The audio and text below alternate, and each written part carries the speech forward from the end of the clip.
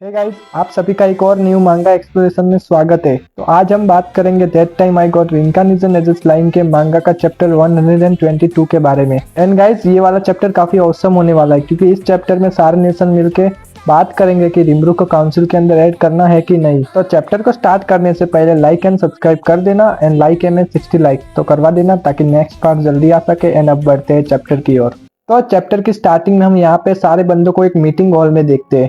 Actually में इन सभी ने काउंसिल मीटिंग रखी होती है क्योंकि ये मीटिंग ये लोग डिसाइड करेंगे कि ग्रेट फॉरेस्ट ऑफ जूरा को काउंसिल में ऐड करना है कि नहीं। यहाँ पे काफी लोग कह रहे होते हैं कि रिमरू एक डीमन लॉर्ड है और उसके साथ हाथ मिलाना काफी रिस्की काम हो सकता है। इनफैक्ट वो अगर हमारे पर गुस्सा हो गया तो हमें ही भारी पड़ सकता है। लेकिन उनमें से एक बंदा कहता है रिमरू के पास यहाँ पे वेल्डोरा है। एंड जहाँ तक मुझे पता है कि रिमरू वेल्डोरा के दम पे ही इतना उछलता है। भले ही वो डीमन लॉर्ड है लेकिन उसके पास इतनी पावर नहीं है कि वो अकेला हम सबसे लड़ सके, इसलिए वो वेल्डोरा का साथ लेता है। फिलहाल उनमें से एक बंदा ये कहता है कि अगर रिमरू को हमने नाराज कर दिया तो हो सकता है कि आने वाला फेलमन जिसको रिमरू इस दुनिया के मैप से ही हटा दे वो उन्हीं का ही राज्य हो जाए। साथ साथ में वो ये भी बताता है कि रिमरू अगर काउंसिल के अंदर आ जाए तो कैसे वो उसका यूज कर सकते हैं अलग अलग कामों में। तभी उनमें से एक बंदा कहता है कि अगर रिमरू को काउंसिल में ज्वाइन करना है तो उससे हमें कोई गिफ्ट देना होगा ताकि हमें पता चले कि वो हमारे लिए कोई खतरा नहीं है। फिलहाल तभी हम उसी टाइम साइड में हिनाटा को देखते हैं जो बैठी होती है एंड वो कह रही होती है कि इन गधों ने मुझे यहाँ पे बुला लिया ताकि मैं उनके ऊपर नजर रख सकूं एंड ये जहाँ पे गलत है तो मैं इन्हें रोक सकूं। लेकिन ये सभी डिसाइड ही नहीं कर पा रहे कि रिमरू को काउंसिल में रखना है कि नहीं। ये लोग बात को गोल गोल घुमाई जा रहे हैं एंड किसी एक बात पे आ ही नहीं रहे। फिलहाल तभी उनमें से एक बंदा जिसका नाम प्रिंस रोस्टिया होता है वो उठता है और कहता है, देखो यारो, यहाँ पे ईस्टर्न एम्पायर है ना, वो लोग अपनी आर्मी को रेडी कर रहे हैं। उसे इन्फॉर्मेशन मिली है कि वो लोग अपनी आर्मी को ट्रेन कर रहे हैं एंड इतनी पावरफुल बना रहे हैं कि वो लोग अभी तक के पावरफुल नेशन को इजीली हरा सकते हैं। एंड उसे ये लग रहा है कि उनकी पूरी आर्मी यहाँ पे वेस्ट में अटैक करने वाली है। अब ये लोग काफी घबरा जाते हैं क्योंकि इस टाइम पे उनके पास इतनी पावर नहीं है कि वो लड़ सके। एंड अभी तक के काउंसिल में जितने भी नेशन है वो अभी बहुत छोटे हैं, उनके पास इतनी आर्मी नहीं है कि वो लड़ सके। वो लोग कहते हैं कि उनके पास अगर फेलमेट होता तो वो लोग रिस्क ले सकते थे, लेकिन अब वो नहीं है, जिस पर अब सब लोग यहाँ पे डिसाइड करते हैं कि वो लोग रिमरू को यहाँ पे काउंसिल में ऐड करना एक अच्छी उम्मीद हो सकती है ताकि अगर फाइट छिड़ती है तो रिमरू यहाँ पे उनको ईस्टर्न एम्पायर से बचा सकता है क्योंकि उनके पास वेल्डोरा है। इनफैक्ट वो खुद एक डीमन लॉर्ड है, जिस पर यहाँ पे काफी लोग चर्चा करने लगते हैं और कहते हैं कि क्या सच में हमें यहाँ पे स्ट्रॉम ड्रैगन वेल्डोरा के साथ दोस्ती का हाथ बताना चाहिए। सब लोग काफी अलग अलग ओपिनियन देते हैं एंड उनमें से एक बंदा जिसका नाम काउंट गोवेन था वो किंगडम ऑफ इंग्रिस का काउंसलर था। वो उठता है और कहता है, यार हमने ये काउंसिल इसलिए बनाया कि ताकि हम एक दूसरे की हेल्प कर सके, तो तुम लोग थोड़ा शांत बैठो और हमें रोस्टिया की बात सुन लेनी चाहिए। यहाँ पे रोस्टिया थैंक्स कहता है और वो अपनी बात रखता है कि अगर हम रिमरू के नेशन के साथ ट्रीटी फॉर्म कर लेते हैं तो 100% श्योर है कि एम्पायर यहाँ पे अटैक करेगा तो रिमरू हमें अपनी पूरी आर्मी के साथ उन्हें प्रोटेक्ट करने के लिए तैयार रहेगा। एंड ये सुन के काफी सारे लोग कन्विंस भी हो जाते हैं एंड वोटिंग भी शुरू हो जाती है और मेजोरिटी ये कहती है कि उन्हें रिमरू को ऐड कर लेना चाहिए ताकि वो एम्पायर से सेफ हो जाए। एंड यहीं पे ये मीटिंग एंड होती है और हिनाटा वहां से बाहर जाती हुई कह रही होती है कि भाई मेरा पूरा दिमाग खराब हो गया इन बेवकूफों के बीच में। अब मैं किसी से भी काउंसलर से बात तो नहीं करूंगी एंड मिलूंगी भी नहीं। सारे के सारे बेवकूफों को यहाँ पे एक ही जगह पे इकट्ठा होना था और इन्हें ये भी नहीं पता कि अगर एम्पायर अटैक करता भी है तो उन्हें सबसे पहले दो प्रॉब्लम का सामना करना पड़ेगा, जिसमें से द्वारगन किंगडम और वेल्डोरा, क्योंकि उन लोगों का यहाँ पे आने का रास्ता वहीं से होकर जाता है। ये लोग इतने बड़े बेवकूफ है, आखिर में यहाँ पे आई ही क्यों। इनफैक्ट इन स्टूपिड लोगों ने मुझे ये भी कहा कि अगर रिमरू उन्हें मारने के लिए आए तो वो उन्हें आके बचाए। हिनाटा कह रही होती है कि अब वो किसी से भी मिलना नहीं चाहती, लेकिन तभी वहाँ पे एल्रिक नाम का बंदा आ जाता है। ये यहाँ पे इंग्रिसिया किंगडम का पहला प्रिंस होता है। हिनाटा मन में ही कह रही होती है कि अभी अभी मैं कह रही थी कि अब वो किसी से मिलना नहीं चाहती। फिलहाल ये लोग बैठ जाते हैं बात करने के लिए एंड एल्रिक कहता है कि मुझे एक फेवर मांगना है, जिसपे हिनाटा कहती है, फेवर? कैसा फेवर? एल्रिक कहता है कि वो यहाँ पे डीमन लॉर्ड रिमरू को टेस्ट करेगा क्योंकि वो उन लोगों के लिए सेफ है भी या नहीं, इसलिए मैं ये फेवर चाहता हूँ कि अगर कुछ भी गड़बड़ होती है तो रिमरू उसके ऊपर अटैक करने आता है तो तुम मुझे प्रोटेक्ट करो। जिसपे हिनाटा कहती है, मैं भला तुम्हें क्यों प्रोटेक्ट करूँ। तो एल्रिक कहता है, तुम यहाँ पे होली नाइट की कैप्टन हो और जहाँ तक मैंने सुना है तुम्हारा और रिमरू का टाई हो गया था ना, मेरे ख्याल से तुम अकेले एक इंसान हो जो डीमन लॉर्ड तक को टक्कर दे सकती हो। पे हिनाटा कहती है, वो टाई वाली बात तो रिमरू ने यूं ही हवा में कह दी थी, मुझे लगता है कि रिमरू बहुत ज्यादा पावरफुल है सिवाय मिलिम और गाय क्रिम्सन के। इनफैक्ट रिमरू ने तो मुझसे पूरी ताकत से भी फाइट नहीं की थी, अगर गलती से हमारी फाइट फिर से होती है तो मैं जरा भी नहीं टिक पाऊंगी। जिसपे एल्रिक कहता है क्या सच में? हिनाटा कहती है हाँ। और एल्रिक के साथ यहाँ पे जो बंदे आए थे वो हिनाटा को बहुत मनाने की ट्राई करते हैं, लेकिन हिनाटा उन्हें कहती है मुझे माफ करना, मैं तुम्हारी कोई भी हेल्प नहीं कर सकती, क्योंकि यहाँ पे जो होली एम्पायर है उसका ऑलरेडी रिमरू के साथ नॉन एग्रेशन ट्रीटी फॉर्म हो चुकी है। इसका मतलब ये है मैं चाह के भी तुम्हारी मदद नहीं कर सकती।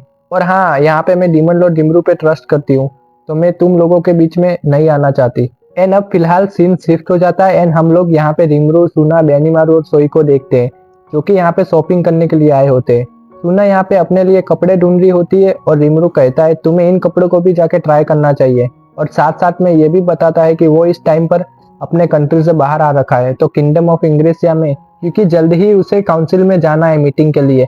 वो बताता है कि काफी लोग यहाँ पे कंट्री से बाहर जा रखे हैं, जैसे कि डियाब्लो, गाबिरू, गेल्ड एंड एक्सेट्रा। लेकिन हाँ, उसने कंट्री को प्रोटेक्ट करने के लिए भी किसी को छोड़ा है, जैसे कि सियन, गुप्ता और बाकी लोगों को।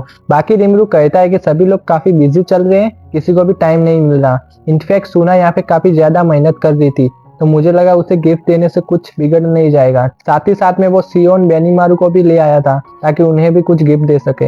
रिमरू यहाँ पे सियोन, बेनीमारू को कहता है जाओ तुम भी अपने मनपसंद के कपड़े खरीदो और मजे करो, जिसपे वो दोनों ही हाँ कहते हैं। फिलहाल सुना कपड़े पहन के बाहर आ जाती है और कहती है ये मेरे पे कैसा लग रहा है। रिमरू कहता है वैसे इस पे मिडल वाले कपड़े भी अच्छे लगते हैं, लेकिन कैजुअल आउटफिट में इसे कैजुअल लुक दे रहा है। और फिर रिमरू कहता है ये तुम पे बहुत अच्छा लग रहा है। तभी बेनीमारू और सोई भी अपने पसंद के आउटफिट में आते हैं। बाकी यहाँ पे वो रिमरू को भी कहते हैं कि आपको भी अपने लिए कुछ कपड़े खरीद लेने चाहिए, जिस पे रिमरू कहता है शायद से तुम लोग ठीक ही कह रहे हो, और कहता है अब मैं तुम लोगों को दिखाता हूँ कि जल्दी से कपड़े कैसे डिसाइड करते हैं। और फिर तुरंत से शॉपकीपर के पास चला जाता है और कहता है आपके हिसाब से जो भी चीज़ मुझ पे सूट करेगी वो सब दे दो। जिस पे बेनीमारू और सोई कहते हैं सिंपल भाषा में कहे तो अपना काम दूसरों पे ठोकना। फिलहाल अब रिमरू कपड़े खरीदने के बाद मिस्टर योशिदा के कैफे में आ जाता है और कहता है वैसे योशिदा अभी तो जूरा में आ चुके हैं, लेकिन यहाँ की जिम्मेदारी उसने अपने सबसे होनहार स्टूडेंट को दे दी है। वो यहाँ पे सबके लिए कॉफ़ी ऑर्डर करता है और कहता है कि यार एक कॉफ़ी जिसमें शुगर और मिल्क की मात्रा कॉफ़ी से कम हो, वो कॉफ़ी कितनी प्रोफेशनल लगती है। और जैसे ही वो कॉफ़ी को पीता है तो उसे मालूम पड़ता है कि यहाँ पे दूध भर भर के डाला गया है। तभी वहाँ पे बगल में हिनाटा भी आती है और कहती है क्या कहा क्रोन अप, तुम्हारी इस हरकत से बिल्कुल नहीं लग रहा कि तुम क्रोन अप हो। तो रिमरू कहता है बकवास बंद करो। तो हिनाटा कहती है मैं बकवास कर रही हूँ, ज़रा अपने आप को इस आउटफिट में देखो, तुम कैसे कह सकते हो कि तुम ग्रोन अप एक्ट कर रहे हो। पर रिमरू कहता है ये मेरे पे अच्छी लग रही है यार। लेकिन सुना कहती है आप काफ़ी क्यूट लग रहे हो, जिस पे बेनीमारू और सोई भी यही कहते हैं। और फिलहाल अब रिमरू हमें बताता है कि वो चारों लोग यहाँ पे मीटिंग करने वाले, तो सोई ने चारों तरफ बैरियर्स लगा दिए हैं ताकि कोई उनकी बात सुन ना सके। फिलहाल अब रिमरू सोई से पूछता है कि मैंने तुम्हें ड्यूक मूसे के बारे में जानकारी इकट्ठा करने के लिए भेजा था, तुम उसके बारे में क्या जान पाए। जिस पे सोई कहता है लॉर्ड रिमरू मैं उसका यहाँ पे पीछा कर ही रहा था, लेकिन आउट ऑफ वे वो नीचे गिर गया, और जब मैं उसके पास जाके देखा तो वो मर गया था। बल्कि मुझे वहाँ पे कोई मैजिक ऑरा या और कुछ भी फील नहीं हुआ था, बस मुझे उसके हेड पे एक पॉइंट दिखा था। मुझे समझ नहीं आ रहा कि आखिर वो मारा कैसे गया। रिमरू कहता है क्या कहा कोई भी एविडेंस नहीं, शायद उसे स्नाइपर से मारा है। अब स्नाइपर का नाम सुन के सबका मुंह बंद हो जाता है, क्योंकि हिनाटा को छोड़ के किसी को भी कोई गन के बारे में नहीं पता था। एट लास्ट गन तो अर्थ पे होती है ना कि इस दुनिया में। जिस पे हिनाटा कहती है जहाँ तक मुझे पता है गन नाम की चीज़ तो यहाँ पे यूकी के पास है, लेकिन वो सिर्फ एक हैंड गन है जिससे वो इतनी दूर तक नहीं मार सकता। तो रिमरू कहता है दूर से मारने का काम एक स्नाइपर का ही हो सकता है, इसका मतलब इस वर्ल्ड में और कोई भी है जिसके पास गन्स है। फिलहाल ये सभी कंफ्यूज हो रहे थे कि आखिर गन क्या चीज़ है, तो रिमरू कम्युनिकेशन से गन्स का डायग्राम दिखाता है, स्नाइपर और पिस्तौल का। लेकिन तभी राफेल वहाँ पर आती है और बताती है कि जिस इंसान को गन के बारे में नहीं मालूम होगा और अगर उसके बगल में कोई मारा जाए तो सबको तो यही लगेगा कि उसी ने ही मारा है। तो अगर मेरे बगल में कोई बंदा स्नाइपर से मारा जाए तो शंका तो सब मेरे पे ही करेंगे। जिसके बाद रिमरू यहाँ पे सोई से कहता है कि तुम्हें पता है ना तुम्हें क्या करना है। जिस पे सोई कहता है मैं समझ गया, काउंसिल मीटिंग वाले दिन अपने ढेर सारे क्लोन्स बनाऊंगा और चारों तरफ देखता रहूंगा कि कोई स्नाइपर तो नहीं है। यहाँ पर हिनाटा फिलहाल बताती है कि वो लोग तुम्हें एक और दूसरे मकसद से भी काउंसिल में डालना चाहते हैं। रिमरू पूछता है कैसा मकसद, तो हिनाटा बताती है कि उन लोगों का मानना है कि ईस्टर्न एम्पायर उन लोगों पर यहाँ पे हमला कर सकता है, इसलिए तुम अगर उनके यहाँ पे काउंसिल में ऐड हो जाते हो तो तुमसे वो लोग डरेंगे क्योंकि तुम एक डीमन लॉर्ड हो। रिमरू कहता है क्या सच में, और वह हिनाटा को नोटिस करता है कि हिनाटा यहाँ पे शांत बैठी हुई है और ज़्यादा कुछ बोल नहीं रही। हिनाटा यहाँ पे रिमरू से यह भी बताती है कि ईस्टर्न एम्पायर का यहाँ पे हमला करना बहुत ही कम पॉसिबिलिटी है और ये स्टूपिड लोग इस बात को समझ ही नहीं पा रहे। रिमरू कहता है शायद से हिनाटा भी वही सोच रही है जो मैं सोच रहा हूँ, जिस पे बाकी लोग कहते हैं क्या सोच रहे हो। तो रिमरू कहता है कि ईस्टर्न एम्पायर अगर हमला करना चाहता है तो उसके पास यहाँ पे आने के 3 रास्ते हैं, जिसमें पहला समुंदर से, दूसरा माउंटेन से और तीसरा यानी जुरा फॉरेस्ट से। अगर उन्हें समुंदर से जाना होगा तो उन्हें बड़े बड़े जहाज में आना होगा, लेकिन सी मॉन्स्टर्स उन्हें जाने नहीं देंगे। दूसरा माउंटेन से, जहाँ पे ऑलमोस्ट सारी जगह पे ड्रैगन्स का राज है। जब तक वो लोग यहाँ तक पहुँचेंगे तब तक उनके बहुत ज़्यादा लोग मारे जा चुके होंगे, इसलिए वो अगर जुरा फॉरेस्ट से जाना चाहेंगे तो वो लोग मेरे अंडर में आएंगे, इसलिए मेरे ख्याल से वो अभी कुछ भी नहीं करने वाले। फिलहाल सोई कहता है शायद से वो कुछ और सोच रहे हो, इसलिए अगर आप मेरी मानो तो मुझे अभी और इन्वेस्टिगेशन करनी है इसके ऊपर। जिस पे हिनाटा कहती है शायद से सोई सही कह रहा है, जब तक हमें पूरी बात पता ना हो तो हमें कुछ भी डिसाइड नहीं कर सकते। तो राफेल भी कहती है शायद से वो लोग अभी अटैक नहीं करेंगे, लेकिन क्या पता टेक्नोलॉजी होने से उनके पास ऐसा कुछ हो जो हमारे पास ना हो। फिलहाल हिनाटा कहती है सावधान रहना रिमरू, कल वो लोग तुमसे ऐसे क्वेश्चन करेंगे जिससे तुम कुछ ऐसा बोल दो कि तुम्हारा ही नुकसान हो, तो संभल के रहना। जिस पे रिमरू कहता है फिक्र मत करो, ये वॉल परगिट से तो ज़्यादा हार्ड नहीं होगा, फिर भी मैं अपना पूरा ट्राई करूँगा कि मैं शांति से उनका जवाब दूँ। फिलहाल तभी राफेल रिमरू के पास आती है और कहती है मुझे आपको एक सजेशन देना है, और ये सजेशन क्या होता है वो अभी हमें मालूम नहीं होता। और अब रिमरू हिनाटा से कहता है कि मेरी तुमसे एक रिक्वेस्ट है, वो रिक्वेस्ट ये है कि मैं चाहता हूँ कि तुम किंगडम ऑफ द्वारगन में जाके नज़र रखो। मुझे पता है कि वहाँ पे किंग गज़ल है, लेकिन इसके बाद भी उसे शक है कि ईस्टर्न एम्पायर वहाँ से निकल सकता है। जिस पे हिनाटा कहती है तुम्हें देख के कोई भी नहीं बता सकता कि आखिर तुम्हारे अंदर क्या चल रहा है, तुम काफ़ी मिस्टीरियस हो रिमरू।